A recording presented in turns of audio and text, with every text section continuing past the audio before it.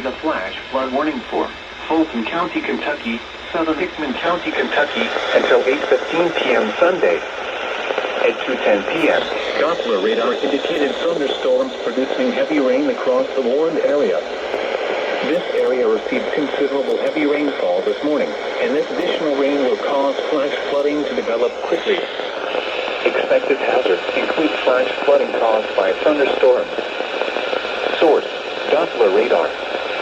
The following impacts are expected: flooding of small creeks and streams, urban areas, highways, streets, and underpasses, as well as other drainage and low-lying areas. Some locations that will experience flash flooding include Fulton, Hickman, Casey, and Albuquerque. This includes the following highways: Interstate 69 in Kentucky between mile markers 1 and 8. Repeating, a flash flood warning has been issued until 8:15 p.m. for the following counties in Kentucky: Fulton and Hickman.